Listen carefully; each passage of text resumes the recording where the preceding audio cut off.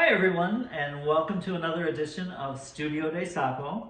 If you're not familiar, Studio de Sapo is our weekly segment where we demo products or highlight new products that we're making, show you how to use some of the products that we make.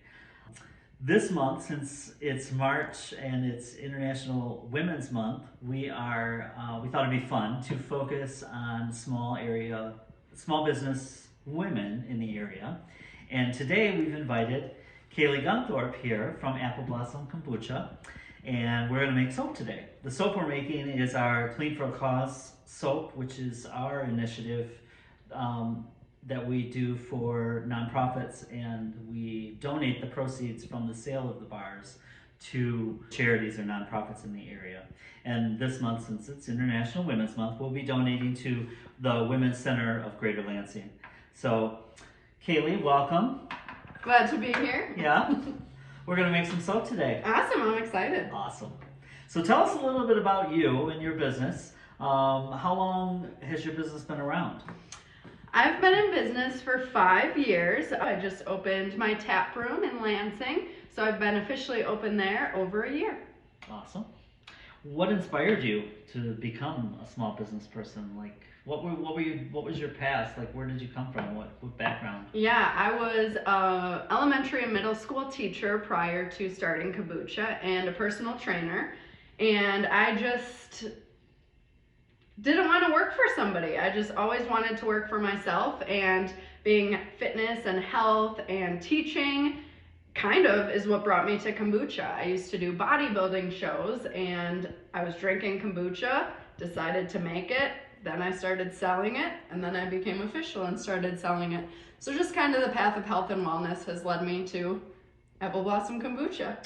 Well, and I remember I met Caley at the South Lansing Farmers Market. We had just started too. We're in our 5th year as well. And I remember setting up for market, and I saw Caley and Appleblossom, her, setting up her booth, and I'm like, gosh, she's cute. Who is that girl? What's she making? No idea what kombucha was. I had no idea anything about kombucha or anything about it. I mean, I'm a big tea drinker. I drink tons of iced tea, but I had no idea. Yeah, maybe some of you don't really know what kombucha is. What is kombucha actually? Kombucha is fermented tea. So it starts as a sweet tea that sits. It takes about 3 weeks for my batches to ferment to get tangy. And then that creates kombucha, which is a probiotic tea. It's good for your belly and gut and digestion. And it's awesome. Some of the things that I like about your kombucha, number one, you source from Michigan, right? Yeah. So all of your flavors come from Michigan. And kind of what am I trying to say here? What's kind of different with your kombucha? Because there's a lot of kombucha people out there. Yeah, definitely. What separates you from So my kombucha, kind of like you mentioned, I try and source everything local, even down to my bottles and caps and labels, but all of my ingredients that I use to flavor are from local farmers. I can tell you exactly the farm that I get every single one of my things from, which is awesome. It definitely creates that good relationship with the farmers and to support Lansing and, as local as you can. And yeah. Cool.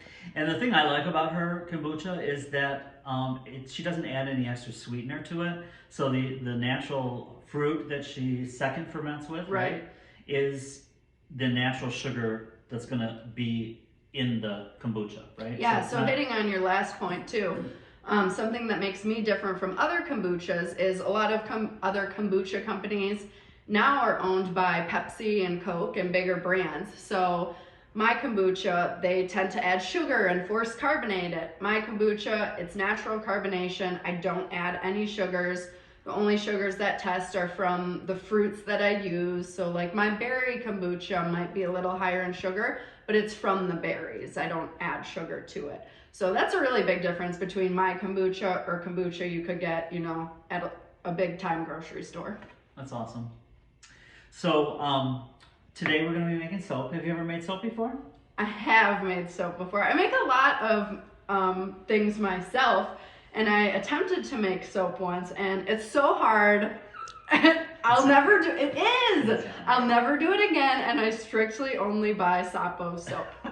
Well, and we also, some of you may be familiar with some of our kombucha shampoo bars, where she gives us her retired scobies that we then formulate into those bars. What? Oh, what's SCOBY? What's a SCOBY? Pause. What's a SCOBY? So for those of you who don't know, a SCOBY is It's what ferments the kombucha. So it's a symbiotic culture of bacteria and yeast. It's really good for balancing pH, has a lot of nutrients and antioxidants in it. So it's a great pair to body products. So that's kind of when I hooked up with you and was like, hey, you should research and like see how you could use these. And Chuck's come up with some awesome products with it. Yeah, the shampoo bars are awesome for those of you that don't know. So there's a trend right now of moving away from the plastic bottles of liquid shampoo to a solid shampoo bar.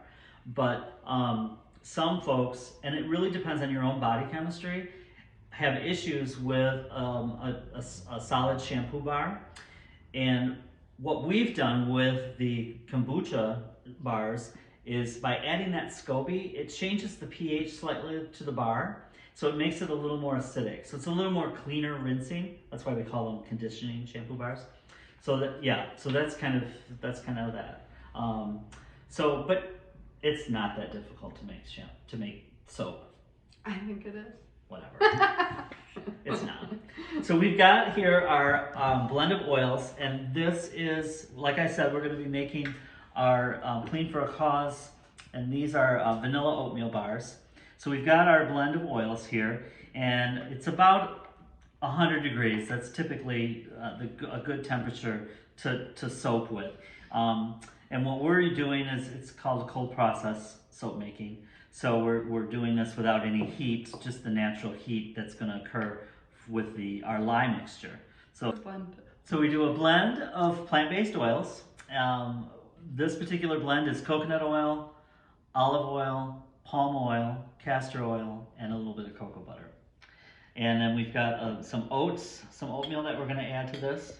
So what I'm going to have you do is, there's a couple of things. Since we're dealing with lye, we want to use safety precautions. We've got gloves for you to wear here, and then these fashionable glasses, just to prevent, you could splash it into your face. We're not really, we'll be fine. You're crazy with this. We're not going to get crazy, girl. Don't get too excited. But you're going to add your lye water to your oils, plant-based oils, which consist of coconut, palm, castor, olive, and a little bit of cocoa butter. So do you put the essential oils in that one? I already have this scented for us, yes. So that's added. Everything's ready to go. This is our lye water, which you're going to add to this. And then we're going to add some oatmeal. Inside of it? Yep. You're going to add like 2 teaspoons of oatmeal. So if you want to go ahead and pour that, you'll want to use your spatula. And what I like to do, just to keep it from splattering, at the same time. Just kind of, Okay. pour it kind of on the spoon into the oils, just so you don't splash it. I'm sure you won't. But all of it? All of it. It's all going in there. You can do it faster than that. Scary. I know, it's not scary. And then, have you ever used an immersion blender or a stick blender? Yeah, so when I made soap, I bought a really cheap immersion blender, and it has to go to trace for a long time. And I burnt it out, and then I had to hand do it. And I think that's probably why I hate making soap. Wow. Because I hand did it till trace. So you don't want to do that. You want to use your stick blender right away. It's ready to go. Now there's 2 speeds. You started. There's 2 speeds on this. This is the normal speed, and then this is turbo. We don't really need turbo. We just want the normal speed. So what I like to do is just put it in here, get the air bubbles out, and then just give it a couple bursts. Oh wow, that was fast. Yeah. And then just kind of move it around because you want to.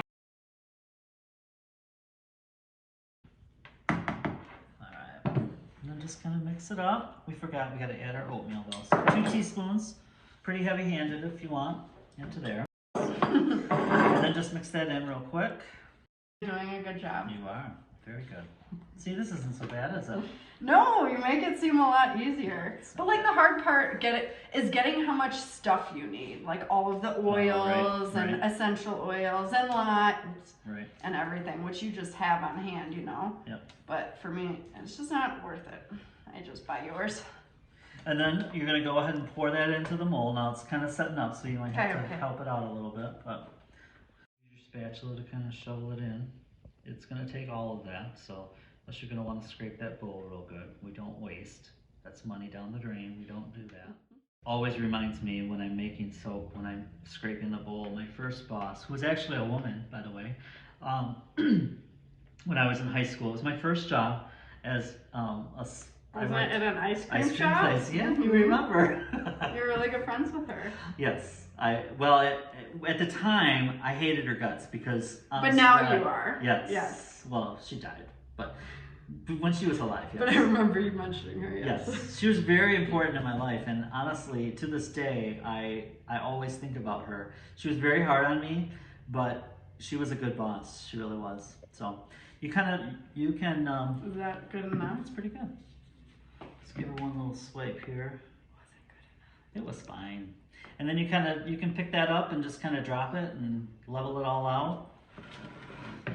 Get all the air bubbles out. Perfect. Awesome. So then this will set overnight. And then tomorrow we can take it out of the mold and then it'll get cut. And then it'll cure for about 3 weeks or so. And the curing process really is just about the water that's in there. People think it's about the lye, but honestly the lye is done doing its thing in about 20 hours or so, 24 hours. It's done its thing and it's soap, but there's still quite a bit of water in there. So when we unmold it and cut it, it needs to dry out a little bit. So, and that just helps the bar last longer when you use it. So Caley, tell us a little bit more about Appleblossom Kombucha. I mean, like I said before, I was a teacher, and one thing I really like about owning my own business is that I can bring my 2-year-old daughter with me. I mean, every single store I stock and have relationships with, everybody knows Maisie. I mean, everybody knows her because she's around, and that's something that I like that I can kind of balance my work life with. Like if I have to make a delivery to a store, I can bring her. If I have to run and get kombucha, I can bring her. I can bring her to farmers markets. And that's one reason why I want to quit teaching too. I mean, like, you know, owning your own business is a hustle, and I hustle hard, but I can spend more time with her. Like even today, I put her to bed and then I'm gonna go to kombucha and I'm gonna do all my bottling and my brewing. But I got to spend the whole day with her. Right. So that kind of, the next question I was going to ask was, how do you deal with work and life, you know, balance? And luckily, you know, for you, that works out great for you because you can, like you said, take her with you. Yeah, I can take her with me, and you know, I'm not working a 9 to 5 every single day. The tap room's open Tuesdays and Thursdays from 11 to 6. Oh yeah, check that out. But that's really the only time, and when farmers markets start, that I'm actually away from her. Other than that, I do everything with her. Now, do you think this season, will she be maybe coming to a few more markets with you now that she's getting a little older? Yeah, right. Like when she was 1.5, she couldn't last a whole market. She still takes a nap in the middle of the day. But there's been some instances when I've missed markets because I didn't have a babysitter, couldn't bring her the whole time. But I feel like if I needed to, I could. Yeah, she'd be okay the whole time. We would love that. Yeah. We would love that. So what is your biggest challenge as a small business owner? Oh, I mean, the hustle, like it's hard. You're always working, you're always thinking, you know, I have always wanted to be my own boss, but you know, you're everything. Your social media, your finance, you're the front of the business, you're doing everything. So that's definitely been a challenge, and you're just constantly learning. COVID, price increases, you know, we're ever changing within owning our businesses. So that's definitely been a different aspect of it all. Yeah. Any words of wisdom that you'd like to impart to our our listeners or watchers? Yeah, I mean, if you're thinking of starting your own business, my favorite quote, that's something that kind of put me over the edge, is there's a difference between a wantrepreneur and an entrepreneur. You'll have this great idea, and if you're passionate about it, do it. When I started kombucha, just like Chuck said, people didn't know what it was. They walk by me in markets and are like, kombu. What? What is that? Fermented? Ugh. And you just keep hustling. Like, even if people don't know what it is, like, I knew that I was going to succeed and that it was going to be big. And I mean, not to say I'm like huge and stuff She's now, huge, yeah. but I'm where I want to be. And I've grown every year. So if you're passionate about something and want to do something, do it. Ask for different resources in the community. There's so many great resources within Lansing. Small Business Center, Allen Neighborhood Center, The Fledge, MSU has great helps with everything. So lean on that and lean on other people, lean on friends. I've run so many things by Chuck. And vice versa. Yeah, and having Chuck ask his husband about things, and we're all here to help each other, and that's why being local is great. Amen. Amen. Mm-hmm. Well, thank you for coming. Thanks for was having this really me. that difficult? Like I said, you made it a lot easier because you have all the nice things and everything. So I stick to buying your soap. Awesome. Thank you. Well, thanks for joining us. Thanks for having me. And stay tuned for another episode. We will, all this month, we'll be featuring local business women in our area. So be looking for that. We love you. You're the best. Peace out.